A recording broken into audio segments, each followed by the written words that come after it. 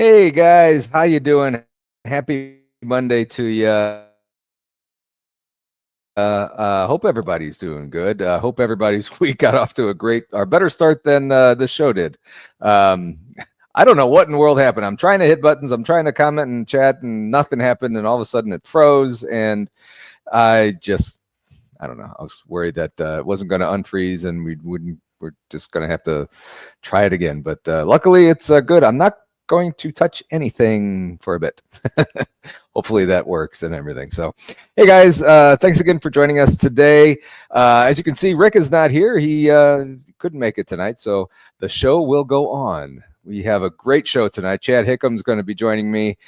He went to OSU, Ohio State University. Played football there. He has a football background. Really interesting. I just talked to him a little bit backstage and heard a lot of great things about him from Rick.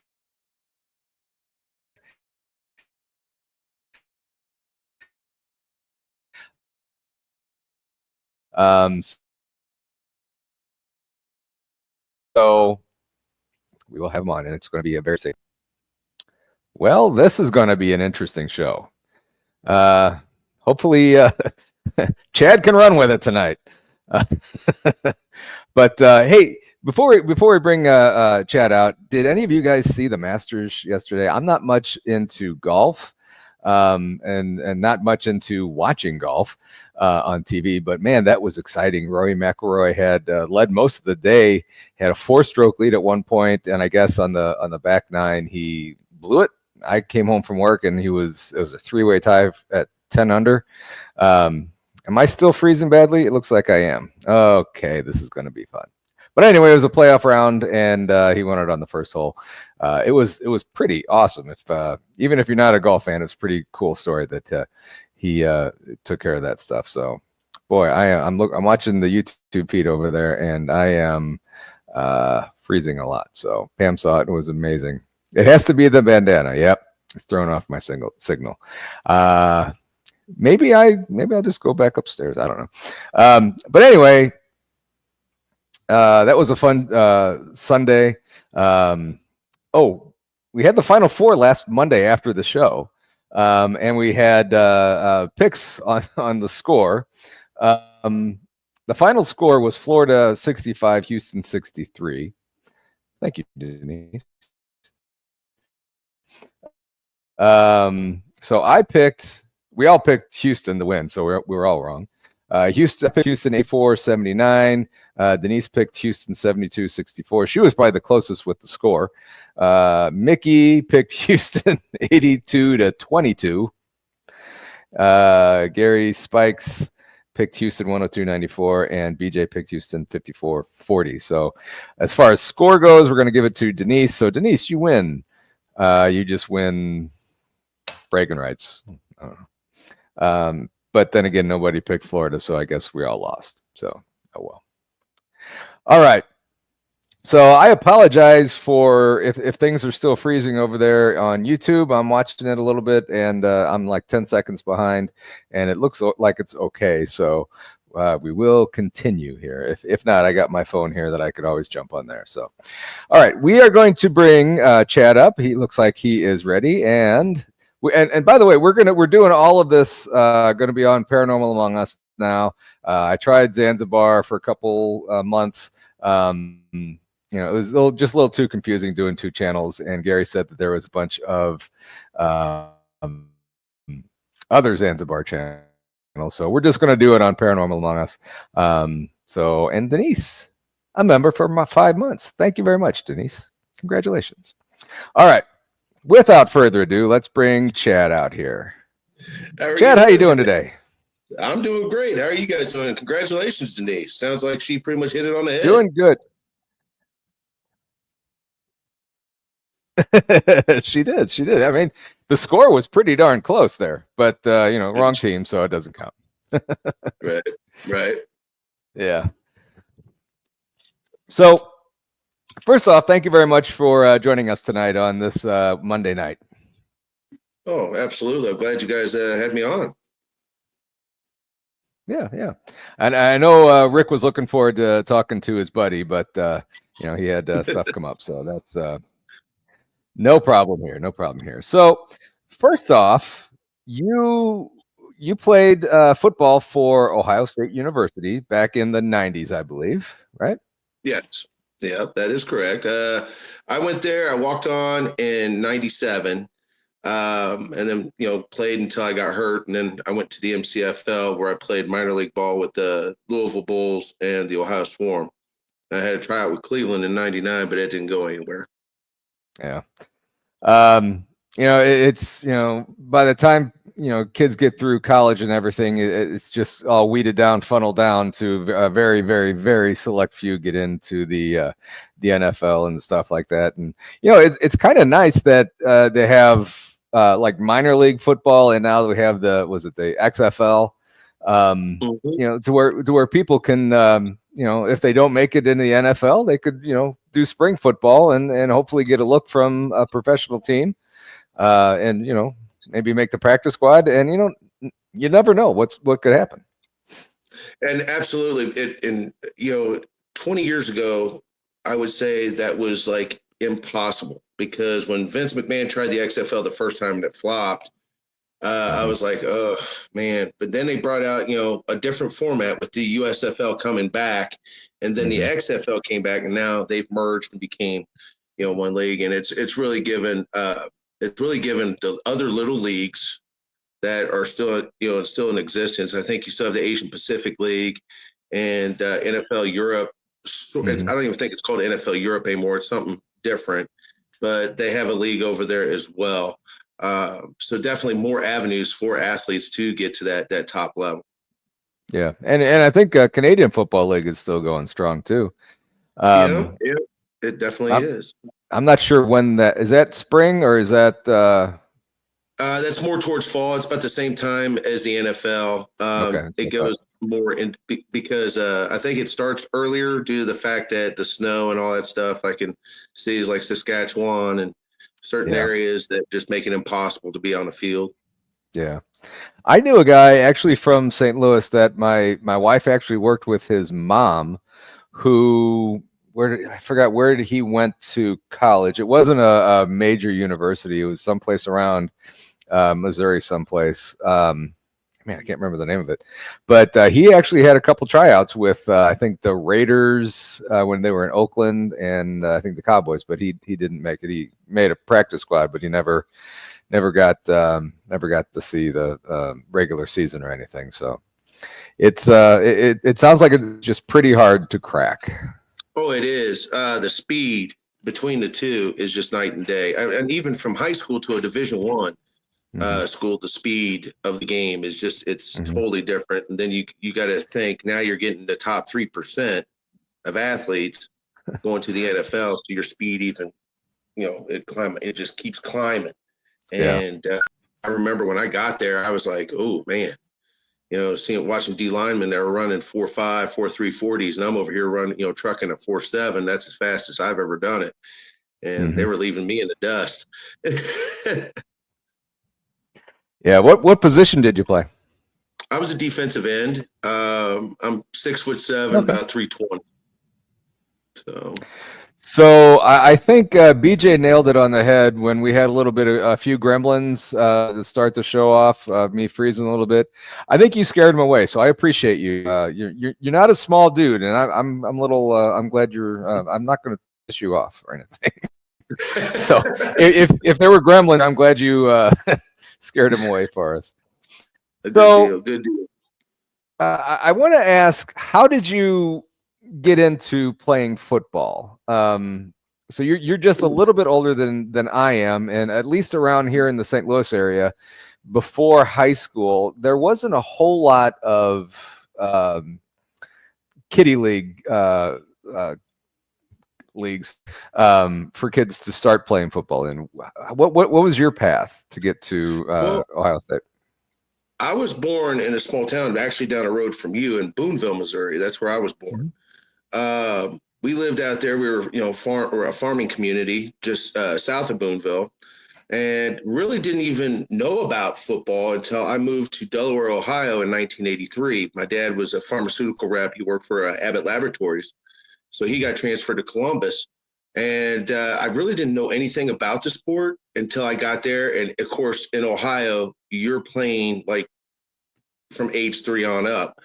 And I can remember going to garage sales and actually finding shoulder pads and helmets. And we would play backyard games in full pads.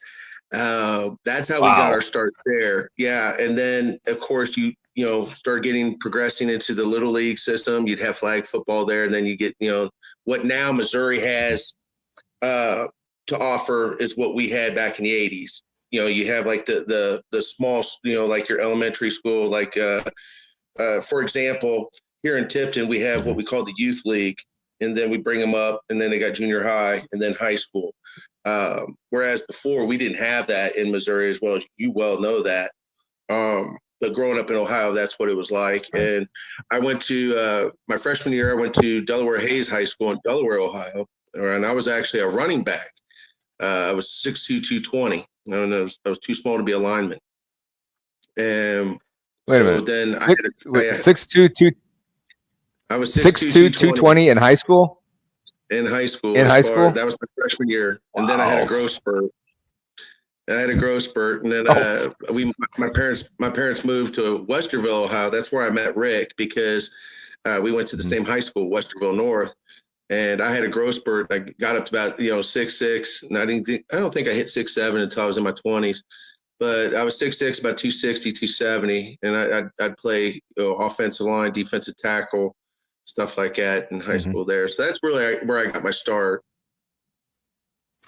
And just for those of you who might not be familiar with defensive line, defensive tackle, that's right in the middle, correct? That's right over the football. I was nose guard. I've got a nose that only mom, I got a face mom loves after my nose has been broke. I don't know how many times since I've blown out so many air bladders in the helmet. So. Yeah, and then you said you moved to defensive end. That's a pretty cool position to play at Ohio State, I would think. It is, and the one thing is, when I walked on there, I knew that it was stacked against me. I mean, you had guys there like Vrabel and Finkus, and that were just I mean, they were man child. I mean, they were something special. And then you'd have other guys that came in after that, like Brent Johnston, and it was one of those things. I was so lucky to have that opportunity to be invited to walk on at Ohio State, and I can actually give props to Andy Katzenmoyer's mother, because she actually talked to the coach to help get me that invite to walk on. Who was the head coach at the time there? John Cooper. John Cooper. Okay. So coming from a small town here in Missouri, and then, I mean, you're playing in front of small crowds. I mean, high school football here, you went to high school in Ohio State, right?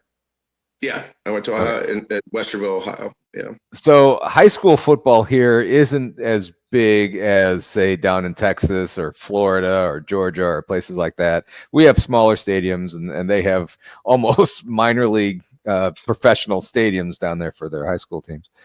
So you're playing. I don't know. I don't remember what the high schools look like in Ohio, but you're playing, from a small town to Columbus, Ohio, Westerville. And then all of a sudden you're playing in front of 100,000 people at the Horseshoe in Ohio State.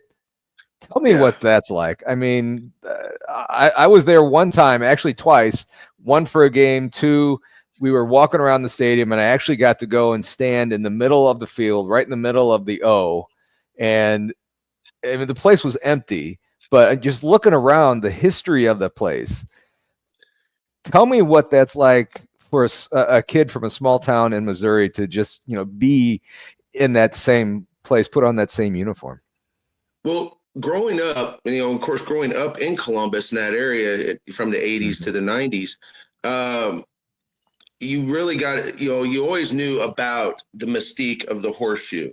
I'll say that, or, the history of it, because, I mean, on any given Saturday in Columbus, Ohio, in the 80s and the 90s, there were 4 or 5 channels. And on Saturday afternoon at 12 o'clock, you might as well forget about watching anything else because it was always Ohio State football on all the radio stations, everywhere else. That was our professional team at the time in Columbus.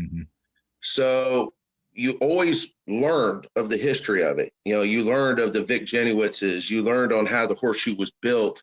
And then, of course, Woody Hayes coming in, Paul Brown there, all the history of Ohio State football.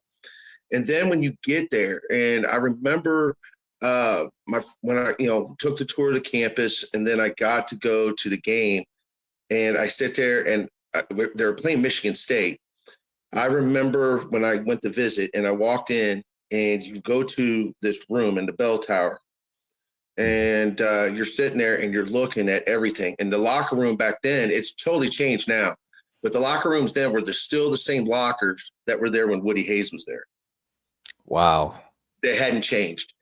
And you're just like, oh my gosh, all these people, Chris Spielman's, all these big names, all Americans, they've all walked through here. Archie Griffith, all these people got to walk through here. And here I am as a walk-on, and I get this incredible opportunity, and I'm not going to screw it up. I'm going to do what I can to make this team. And then when you go out onto the field from there, because I came out with the team during the game, it was just deafening. I mean, you sit there, you're looking, and first of all, it takes your breath away because you're just in awe that you're in you're coming out with the team. And then all of a sudden, boom, everybody is just cheering, and it's just like, wow, this is crazy. This is insane. I'm actually going to have a part in this. So that it's so surreal and so awesome. Yeah. I mean, your name is in with all of those players too. Did you ever think anything like that would ever happen to you? No, I didn't, because at the time I was, it was always a dream for me to walk on. And I had several injuries in high school that kind of hampered me because I was highly recruited and heavily by the MAC conferences. And then, Ohio State was recruiting me, Michigan was recruiting me, and Notre Dame and Florida State was also recruiting me. But I got injured, and it was like, oh, well, we're sorry. You know what I mean? They kind of pulled back and said, well, you can walk on. Of course, didn't have really the money then to walk on. So I kind of, got out of high school and took a job for a little while. So Gary Spikes, Senior, the difference between the 70s and 90s, he was 5'6", 140 pounds, played middle linebacker in high school, and Chad was twice my size playing end in the 90s. and that is so true. I mean, even nowadays, my son is in the band in high school, so we go to all the football games. And I mean, these kids these days, not necessarily the team that for his school, but some of the other schools, these kids are huge. I mean, and we'll probably touch on this here in a little bit with what you're doing now. But man, things are just so much different now than they were back in the 90s. And we can thank several people for that. One of the big ones was Louis Simmons at Westside Barbell there in Columbus, Ohio. He actually brought, because before then, strength and conditioning really, unless you're at the University of Nebraska, because that's where it was originally founded at. And luckily I had at Ohio State, I had one of the original strength coach graduates from the University of Nebraska and Kennedy, Coach Kennedy. He was a strength coach there. Now he's back at Nebraska. That's where his home is. But the evolution of strength conditioning, we'll talk about it any time, is just gone off the charts. And we can thank people like Louis Simmons, who brought back the Russian and Bulgarian kind of ways to lift. And then you also have the sciences now that are opening up more and understanding how to build speed and lean muscle so they can both coincide together. Usually when we were back in the 70s and 80s, it was American periodization. That means your weight went up, the volume of everything went down, and you were actually going backwards when you trained. Right. And now we have figured it out once we keep, shocking the system and doing like a 1 day speed, 1 day power, 1 day speed, 1 day power, we're finding out that the strength curves are just they're off the chart. Mm-hmm. Mm-hmm. I used to be a personal trainer back probably about 15, 20 years ago, and not that long. It's really interesting. I never really got into the science of it as much as I would have liked to. But training people and working with people, and even just getting them to lose weight. I mean, I didn't do anything about bulking people up for sports or anything like that. I was basically focused on getting people to lose weight and everything, and to see them reach their goal and continue to train with me for one, but then reach their goal and just feel so much better about life and everything. I mean, that felt really good to me, and I can't imagine you working with schools like you're doing right now, and we'll get into that in a second. Seeing these kids excel on the field, I mean, that's got to make you feel pretty darn good too. Oh, it really does. And it one of the big things that always gets me is I've always doted on the ones that come in and they're kind of like the newborn baby deer, just all over the place. Mm-hmm. And you'll be able to sit down, you teach them correct form. I talk with my hands a lot, so sorry. But you teach them correct form, you get them in there, you get them involved, you get the buy-in, that's 90% of it right there is the buy-in. Yeah. You get them to buy into it and realize, hey, this is going to make a difference in your life. And then to see them just thrive, every time they're in the weight room, it's something amazing. I love doing it. So was it at Ohio State where you had the strength and conditioning coach where it just kind of clicked in your head, like, this is what I want to do with my life after this? Actually, it was before that. I had a strength conditioning coach in high school. His name was Mike Carter at Westerville North. And I was one of those guys that I absolutely loved the science of it. In fact, I was trying to do everything on my own, which a lot of people, they always do. And I remember Mike Carter coming to me. He goes, listen, he goes, I need you to train with the team. He goes, I'll tell you what I'll do. You give me 30 days. If you don't see any kind of change, then you can go back to do your own thing. So I gave him 30 days. I was hooked after that. Really? He had me in there. Yeah, he showed me the books. He showed me everything. And I had like the world's worst squat because I grew so fast. I was so awkward. So they sent me to Westside Barbell and Louis Simmons, and he actually taught me how to squat. So there I had that kind of lineage there. I had two strength coaches, and Louis Simmons and Mike Carter, that really started me out on a base. And then from there, I was just like, I was a sponge. So when I went back to Ohio State, it was like, yes, I want to do exercise science. I want to be a strength coach. I want to, teach kids how to do this. That's awesome that you had that experience and you stuck with it and are making a big difference in people's lives. So, after your football career in the minor leagues and everything kind of came to an end, what did you get into after that? Well, so after football was over with, and this is kind of a funny story, I was sitting around one night, and I don't know if people remember the old TV show In the Heat of the Night. I saw that Bubba guy on there, and I go, I can beat him. So I came back to Missouri and enrolled in the Missouri Sheriff's Academy, and I was a police officer. I've been a police officer I still carry commissions, but I've been, I'd say, probably about over 25 years now. Really? Police officer too. Wow. Denise has a quick question. Can you tell me what squat means?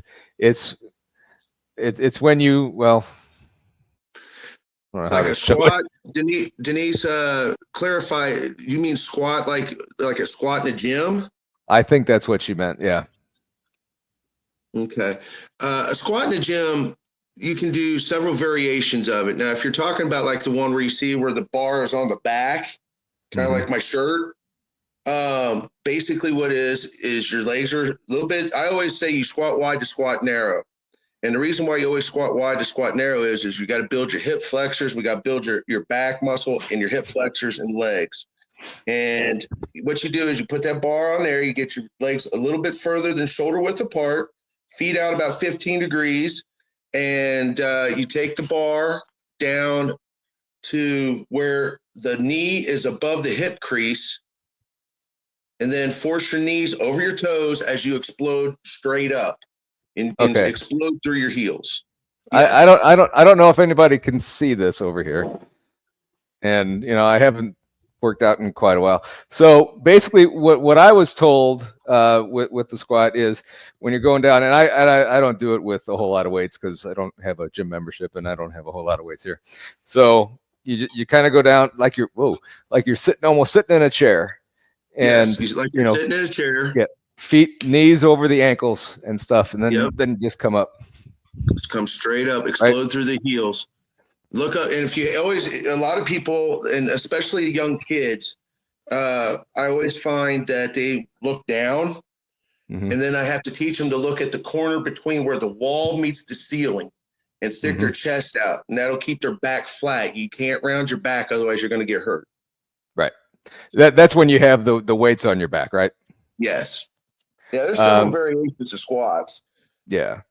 So what I like to do is I have tile on the floor down here, and I like to keep my feet hip width apart. And to keep that in my mind, I always keep my foot on each edge of the tile. So that's about hip width apart. So, and then always make sure that your knees are above your ankles. If you make sure you can see your shoelaces too. Yeah, so, absolutely. Yeah, absolutely. you don't want your knees jutting out over your toes. So that's I'm out of breath already. That was terrible.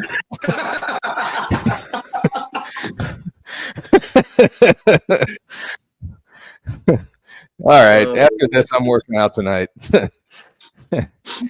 Anyway, we had your little working out with Paul here. We're going to have a new segment on this show. I'll have you come on and I'm game. You would be a better example than I would. We'll get it going.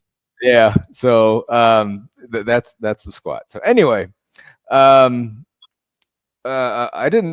Rick didn't tell me you were a police officer, so that's pretty cool that you're doing that. So and thank you for protecting everybody, not in my area, but over out by you. So that's pretty awesome. Yeah, well, I started down at the Lake of the Ozarks. That's I lived down there. That's where I was at. I started at Lake Ozark PD and then went to Camden County. And then actually I was up by your way up in St. Louis City for a while. So I did SWAT up there for a while. St. Louis City is a different area. Oh, yes, so, it is. Yeah, it's the. Well, I should say parts of St. Louis City are a very interesting experience. Yes. Put it that way. Not all of St. Louis is bad. I know St. Louis gets a bad rap, but we're not here to talk about St. Louis. So you are, the last 3 years, you've got hooked up with a high school down there by you, or over there by you. Tell us a little bit about what you're doing with that program. Well, about 3 years ago, I got linked up with, I was actually working through the juvenile office down here, part of law enforcement. And I went to Tipton High School because it was one of the schools in our district. And Tipton's, for those people that don't know, Tipton's 39 miles west of Jefferson City on Highway 50. We're smack dab almost in the middle of the state. And it's a small town. It's 3,000 people. Love it here. It's great. But I got into the school and they were looking for a football coach and to help the head coach there. So I was sitting there. I was like, okay. So I talked to the head coach, found out we had tons in common. He came from a winning program from Blair Oaks and then Jeff City, and then came over here to Tipton. And he was looking for somebody to help out with strength conditioning and defensive line. And I was like, okay, well, I think I can do that. So I, came over there. We started talking, strength strategies. Then the school that, it really didn't have a structured program prior to us getting there. So we redid the weight room, and we went from having 7 people showing up for weights class to now we've got over 60 boys showing up for weights, getting ready for football. Wow. So That's it's awesome. kind of taken over. It's really, it's something special. I've been, like I said, I try to stay more towards the strength conditioning and let Bill do the football stuff because that's his genre. I get in that weight room. I'm like the mad scientist, he always says. And he's just like, you do what you do and get those kids ready. And we do a lot of, a lot of structure stuff and, and just get them ready to go. And a lot of functional work. We also work with the basketball team. We pretty much we take on everybody, come on in. Yeah. Yeah. It's one of I mean, those yeah, things. it's not just for the football team. I mean, yeah, Yeah. it helps them. They're the bread and butter of school, pretty much. Well, here, girls basketball is huge. Really, Our girls basketball down here is so good. They made it to the state finals the last 5 years. really, Yeah, that's they awesome. are something special. They are something special. So very, very proud of them. That's awesome. And so you pretty much have a hand in the whole school Yeah, developing like that. So that's pretty cool. That's pretty awesome. yeah. I'm very, like I said, very blessed and very fortunate to have this opportunity So to stay. let's yeah. I mean, getting kind of giving back like what some of your old coaches did. Was this something that was on your radar growing up and getting out of football and everything? Oh, absolutely. Absolutely. There's nothing I like working with kids and young adults and just trying to make a difference. That's what it's all about. Uh, I've always been taught to have a servant's heart, and that goes along with law enforcement as well as strength conditioning. So, Mm-hmm. And getting them involved in stuff like that is a positive thing for them, and maybe keeps them off the street or keeps them from doing something that they really shouldn't be doing. So that's a much it, more positive outlook for them as well. yes, it absolutely does. We had a lot of kids that were mischievous, but then I tell them, I go, why don't you come to the weight room? Mm-hmm. Come over, come to Dad. And I've had several success stories where kids were juvenile delinquents that have actually turned it around, and now they're in sports and they're thriving and they're doing great in classrooms and stuff like that. So every little bit counts. Without getting into too many specifics about that, give us one of those success stories. I mean, we don't have to know names or anything, but if you could give us one of those success stories. Well, I had one kid who literally was abused. Okay, he was very abused. Um, he was acting out, defiantly and stuff like that, stealing stuff. It came across my desk. We came here. He came and talked. We were sitting there, and I said to her, I go, so what are you doing in school? So mom, dad are, yelling and screaming hard. So finally, we got, the Division of Family Services involved as well. And while he was living with his uncle was a sports fanatic and says, well, why don't you listen to this Chad Hickam and go to the weight room and see what you can do? Now, he didn't play football, but he was a Mm-hmm. baseball player. And he played youth league baseball, which is huge out here in Tipton. I mean, Yeah. it's in this area. It's huge. So this kid, I worked with him in the weight room. He's got more flexible. He was actually pitching the ball, I want to say probably about 70, 75 miles an hour after working with me. Wow. And now he was a straight A student, graduated last year. Now he is going to college in Central Missouri. And he actually wants to be uh, a psychologist. Wow. Wow. And wow. That's a what just happened here? That's a pretty amazing turnaround. Pam hit it right on the nose there. That's amazing. Everyone needs a positive, dependable adult figure on their side, and you provided that. That's pretty awesome. And Yeah, I um, love doing it. yeah, and that's got to be a good feeling. That's got to be a good feeling. So another thing that you're doing these days is helping people with disabilities, Yes, right? I do. It's part of the strength conditioning. I have a separate business It's called Hickam Strength Systems. And I do offer like Special Olympics. I offer to go out and help them. But right now I'm working with several kids that are on the spectrum as far as autism. Um, Autism is very near and dear to me because one of my cousins has it, and he's very heavy on the spectrum. So I've noticed that a lot of like I don't want to down special education departments because they have so much they have to deal with. So I kind of go in there and try to help them find another avenue to get some of the energy out, get these people active if they can, if they're not too far on the spectrum. So what I do is I go in there, we'll walk around the track, or we'll go into a weight room. We'll find something specific that, get these kids involved that will maybe help them focus more in the classroom. Or, I also do a radio show that does music. It's on Spreaker.com. It's called HDR at the Cardinal. It's Tipton, Missouri's one and only internet radio station. And I broadcast it all over the world. And I've actually found that there's a group in Australia, even when I do that when I play music, like I'll have an easy listen night that has it's like an autistic group that they play it for their kids, and they'll notice that their tics go down and they actually are able to calm down.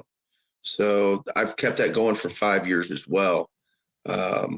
It's just something remarkable that I try to do to try to help out as much as I can. What's the name of that radio station? I want to give that get the link out for it. It's called HGR at the Cardinal, and it's on www.spreaker.com, Spreaker.com. Okay. All right, so guys, make sure you check that out. That is fantastic. So let me kind of put you on the spot here. Mm-hmm. And I feel safe doing this because I'm far away from you right now. No, I'm kidding. Which kind of success story would mean more to you in your heart right now? Helping a kid who is borderline getting in trouble, or who has already been in trouble, and you turning their life around, or working with somebody on the spectrum like that and seeing them maybe improve somewhat? That's tough because, like I said, I'm one of those people. I'm not judgmental by any way, shape, or form. Right. You give me somebody that needs help, I'm going to help them in any way I can, or I'll find them the help that they need to be successful. So I kind of look at working with the people that are on the spectrum, as well as working with the delinquent, or working with a sports athlete, all in the same group. I never really differentiated them. It's always been, okay, this person needs help here, let's go here and help them. This person needs help here, let's go help them, and and so on. That's the way I've always looked at it. I've never looked really into success stories are great. Those are the small victories, and I'll take those every day of the week. Mm-hmm. But the big victory for me is knowing at the end of it all that I have done whatever I can to help this person over here or this person over here, regardless of what's going on in their life. You're helping others who might not have the ability to help themselves, and you're not putting yourself first. Yeah. Right. Yeah. A lot of times I don't. There's a lot of times right now, there's some nights I don't even get a dinner until about 10 o'clock at night because I'm either Skyping with somebody, or I'm working out with somebody, or I could be working on the road in law enforcement. You never know. Just doing stuff I can, or up at the high school in the early morning hours, training the kids, getting them ready for football or baseball or whatever. So, kind of take us through, and this just popped in my head, kind of going all over the place a little bit here. You mentioned training with the kids early in the morning. Mm-hmm. And a friend down the street, he was on the football team with my son's high school, and I noticed that, and I don't remember this when I was in high school, that kids train and work with the rest of the football team almost year round. Yes. I mean, is that still the case there too? We give them about a month off. I always say this: after the season, you want to give the athlete that has been in full contact like that, especially us, the last couple of years, because we've made it to the playoffs and been very successful. Knock on wood, we still keep that going. But one of the big things is I like to give the athlete at least 1 month of complete rest, where they don't have to deal with it. And they can just relax, they can heal, and they can focus on what they need to focus. As important as physical strength is and keeping your body moving, not just as a kid, but even as an older adult, our age now, that's so important to just keep on moving instead of just kind of sitting around and doing nothing and letting gravity take its course. But yeah, I mean, what do you say about the kids who want to go out and play, say, like football in the fall into the early winter, and then they want to get on the basketball team? You're not really getting the time off in between the sports. Very true. Very true. And a lot of times in that case, because we are very much a multi-sport society, as our high schools, especially down here, there's kids that are playing 2 or 3 sports in one season. And you're just like, whoa, how are you getting the rest that you need? And how are you getting the proper nutrition that's required?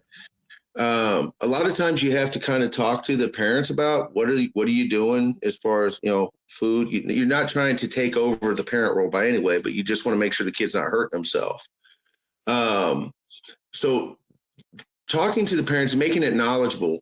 And I've always said this, I've always told the parents, if they need to talk to me, I gave them my number. They call me anytime, day or night, and I'll tell them, what's going on. One of the big things is when you go to that transition, sometimes it can be good, sometimes it can be bad. Now, basketball, from football to basketball, it's kind of hard because you're going from a very hard contact to a very impacted sport because you're constantly running on a hard floor. So your body's really not getting the rest that it needs. So you really got to find a way to get the kid to say, hey, 8 hours of sleep every night, stay away from the video games. I know it's hard to do, like nowadays, Fortnite, whenever, don't do it.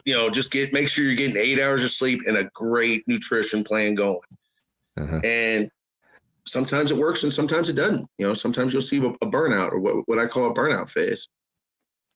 So, Kevin, I think that answer pretty much hit you right there. That's what my grandkids do: basketball, football, and baseball. That certainly is 3 sports right there that are kind of tough to get a break in between. Football ends, basketball starts, basketball ends, and baseball is right there. So,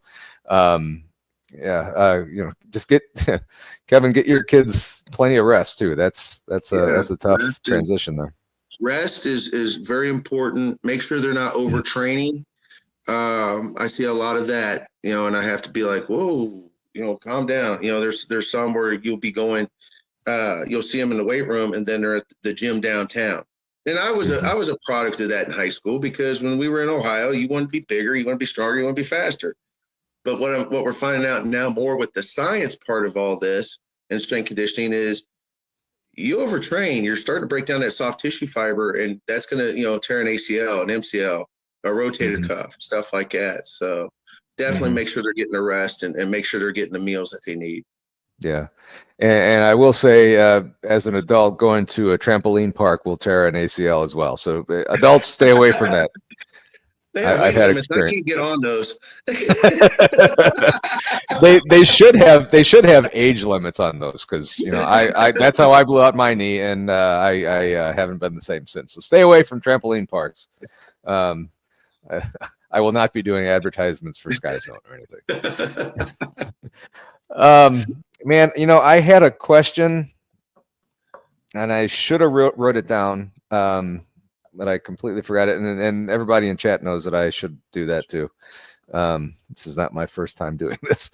I can't think of what it was. Well, so for football, somebody who is wanting to get into physical fitness, or let's not even say football or sports right now. Somebody, a kid who's looking to get into physical fitness, and they haven't had a history of working out at all. Just Right. a green, clean slate. What would you recommend for somebody like that to get into doing to start out with? Well, first of all, I tell them to stay away from YouTube and stay away from the gym stuff on YouTube, because a lot of that promotes overtraining, and a lot of that, some of it is just unrealistic. There are some good channels out there, but I would tell them to stay away from that. Do research. Try to find a coach that is knowledgeable. You know what I'm saying? That knows what they're talking about. It could be a personal trainer. It can be a strength coach at the school.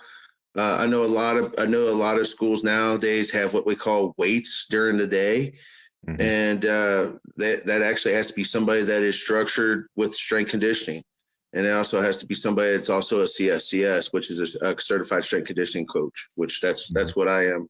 Also, that's one of my credentials. I would also tell them not to overdo it right away. Work your way up to where you get hooked. I see a lot of kids, they just try to pile it on, and they don't last a week. It's like the people that show up on January 1st. They're going to be gone by January 15th. I mean, it's just the way it goes, because they try to get all together and try to go after it all at one time, and they just get burnt out, or they just some of them get discouraged real easy. And just find that. And then another thing is, find the positive people in that group. Find some positive friends to go do it with. Go to the gym. A lot of people, I always laugh because there's so many people, they get they're scared to go talk to, like me. I mean, I'll be in the gym a lot, and people are scared to talk to me because I'm, the 6'7", 300 pound guy, and they'll ask me. They're like, they don't go near me. I'll see them in the wrong form. I'll go over help with anything. I think they look at you kind of like you're this big burly guy that's scary, but yet they don't. If they come up and talk, they realize, hey, we're just normal human beings. Yeah, I know. Yeah. I do look scary because I bench press. I still do competition benching and powerlifting. I still bench about 700 pounds and squat about 900. But I'll talk to anybody and help them out. Wow. I'm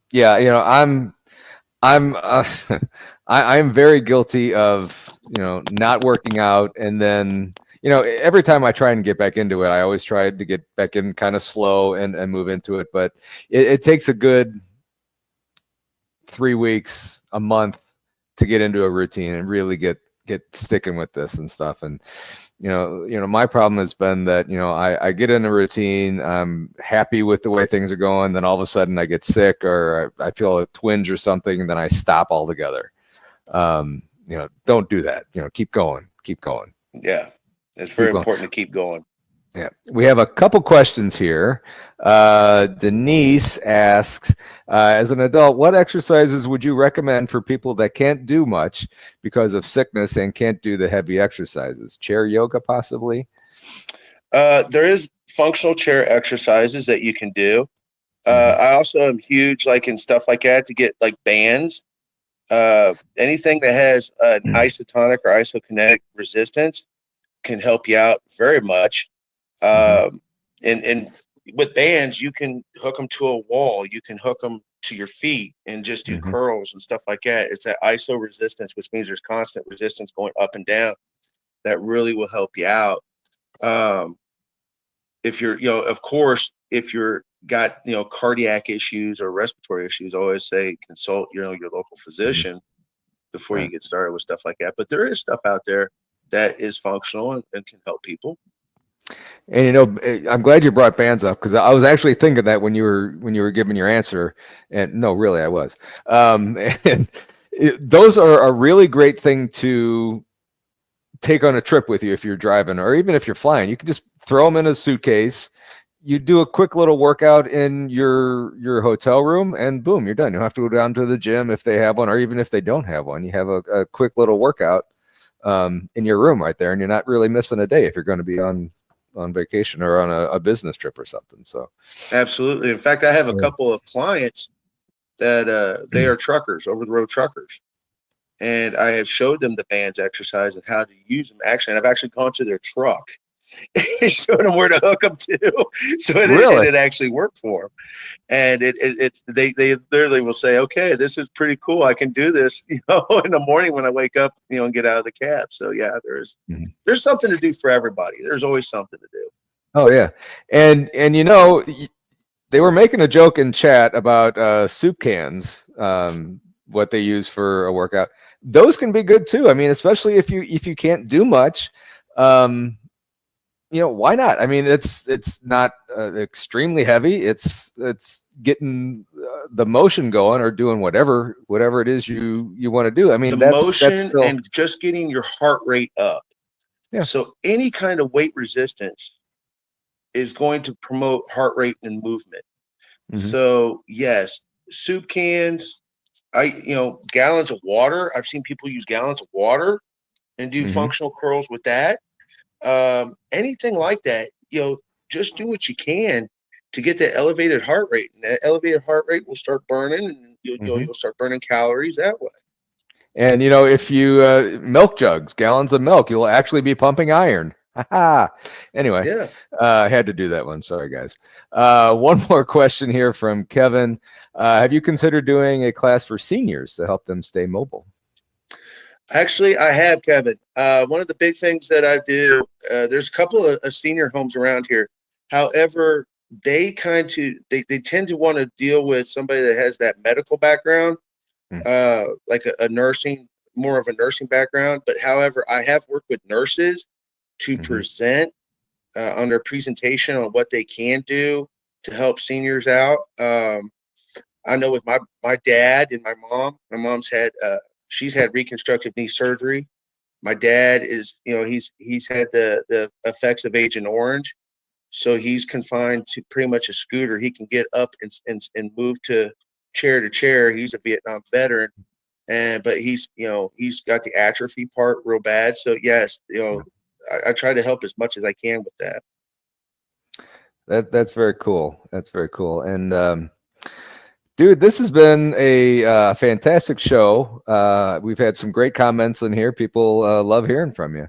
And was it yesterday? I texted Rick and I said we haven't talked about a topic for tonight. And I said, dude, let's get a guest on here. We haven't had a guest on here yet. And he contacted you, and man, I'm so glad that he did. This has been fantastic. And I'd love to have you back on the show sometime if you I'll come on anytime you guys want me to.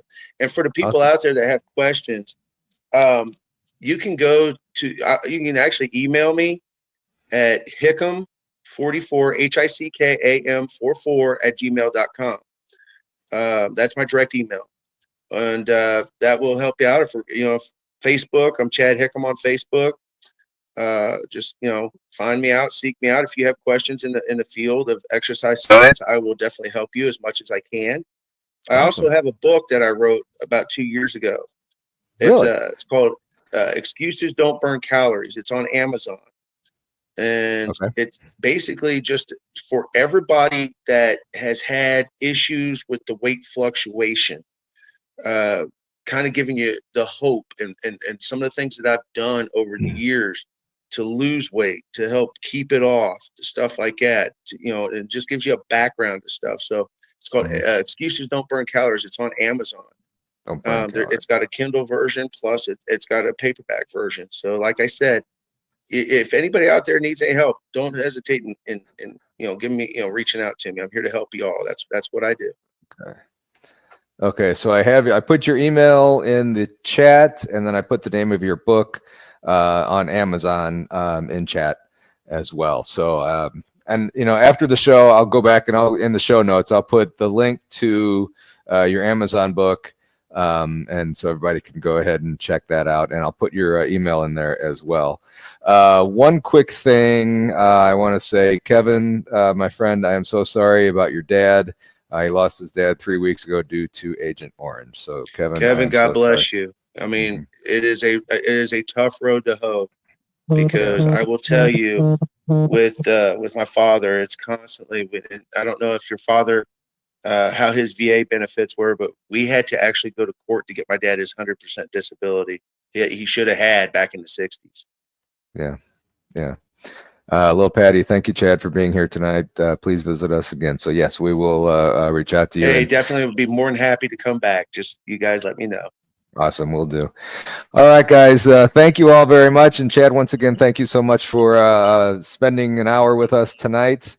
And everybody, make sure you go out and check out BMR, no, not BMR, Tex, in about a half an hour on Texas Front Porch. Not sure what he has going on. I should know this, but unfortunately I don't.